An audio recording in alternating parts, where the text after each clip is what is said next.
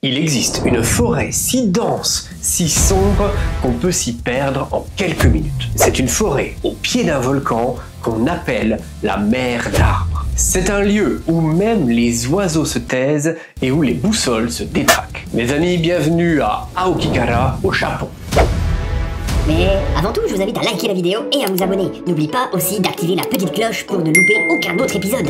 Et si cette forêt cachait réellement quelque chose? Et salut à tous, j'espère que vous avez la patate. Aujourd'hui, on s'en va pour le Japon pour découvrir une forêt qui est autant magnifique que mystérieuse. Elle se situe au pied du mont Fuji. T'en as certainement déjà entendu parler. Une chose est sûre à propos de cette forêt, c'est que depuis des années, elle intrigue, elle inquiète et parfois même, elle fascine. Le mystère derrière Aokigahara, c'est parti! Ah, mais c'est évident. Si les boussoles tournent, c'est qu'il y a un portail vers une autre dimension, ou des esprits, ou même des extraterrestres invisibles. Moi je dis, on y va avec une tente, une GoPro, et on se fait un tofu grillé. Et si on croise un démon, je lui demanderai un selfie. Léon, c'est une forêt, une vraie, avec des arbres, des racines et une histoire complexe. Tu veux un selfie avec le silence et le mal-être humain aussi? Bon, reprenons. Pour commencer, c'est où Aokigahara? Aokigahara, c'est au Japon, au pied du mont Fuji, et ce nom veut dire littéralement la plaine des arbres bleus. Il est tout bleu, bleu, bleu, bleu, tout bleu, tout bleu, tout bleu, bleu, bleu, bleu, bleu, tout bleu. Ce qui est fou avec cette forêt, c'est qu'elle se situe à une centaine de kilomètres de Tokyo, au pied du mont Fuji, qui est un volcan, et elle s'étend sur 35 km². Attends, une forêt née d'un volcan? Genre les arbres qui poussent sur de la lave? Exactement. En l'an 864, le mont Fuji est entré en éruption. La lave a figé tout un territoire, et au fil des siècles, la végétation a repoussé dessus. Aujourd'hui, le sol est encore noir, rocailleux, très riche, et surtout, il absorbe le son. En réalité, c'est ce sol volcanique qui rend cette forêt totalement unique et complètement incroyable. À cause du sol volcanique, eh bien, on n'entend plus rien. Ni le chant des oiseaux, ni le vent, et même le bruit de nos pas. Une réputation sombre. Mais Aokigahara est aussi connue pour son histoire terriblement sombre. Elle est réputée pour être un lieu de suicide. On considère que depuis 1970, des dizaines de personnes y vont chaque année pour mettre fin à leur jour. Pour vous dire à quel point le gouvernement japonais a même arrêté en 2010 de donner le nombre de corps retrouvés.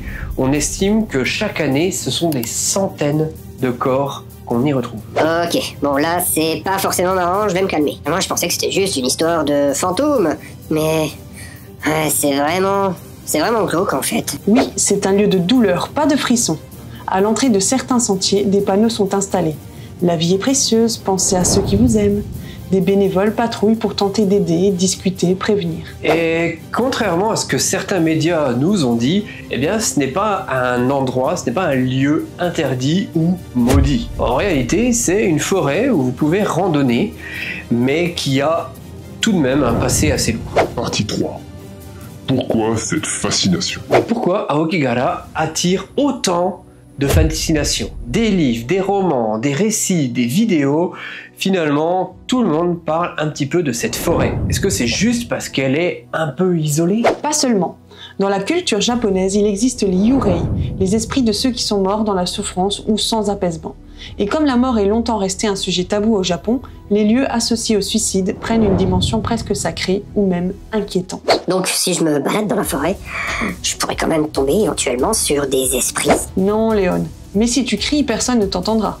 Pas à cause des esprits, hein, à cause du sol volcanique. Et ça, c'est prouvé. Après, ajoutez à ça le fait que la forêt est extrêmement dense et vous obtenez un lieu où on peut facilement se perdre et se sentir totalement isolé, voire quasiment invisible. Partie 4.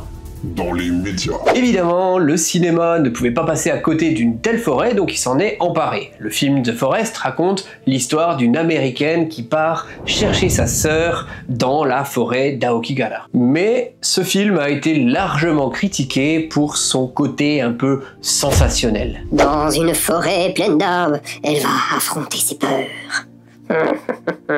Des documentaires plus sérieux existent, comme la BBC, NHK World, Japan Times, et même en 2018, une vidéo polémique d'un youtubeur américain a choqué la planète entière. Depuis, la région a renforcé les mesures de protection et les restrictions. Partie 5. Aujourd'hui. Aujourd'hui, Aokigahara reste une forêt libre d'accès. D'ailleurs, il y a des foules qui viennent y randonner. D'ailleurs, il y a même des guides qui peuvent vous emmener au sein de la forêt pour vous faire découvrir toute sa biodiversité. On y retrouve des renards, des oiseaux rares, certaines sortes de champignons, etc., etc. Ce n'est pas une forêt de la mort, c'est une forêt vivante, puissante et ancienne. Mais elle porte en elle une mémoire qu'il faut respecter. Ok, j'avoue, bon, je rigolais au début, et j'ai appris des trucs. Et c'est pas un décor de film, c'est un vrai endroit. Merci Cathy. Pour conclure, Aokigahara ne cache pas de monstres. Elle ne cache pas d'esprit non plus. Rien de surnaturel à tout ça. Elle cache simplement des douleurs humaines. Et cette forêt nous rappelle que certains lieux ne devraient pas être regardés avec de la peur, mais bel et bien avec du respect. Bon, bah moi j'annule la tente et le tofu, mais si jamais on y va en silence, hein? C'est exactement ce qu'elle demande.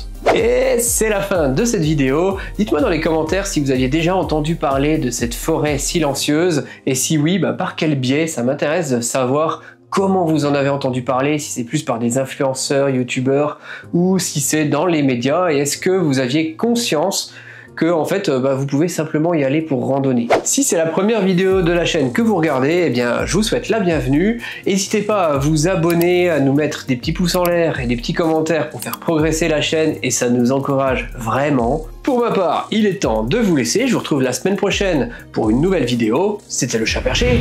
Allez, ciao!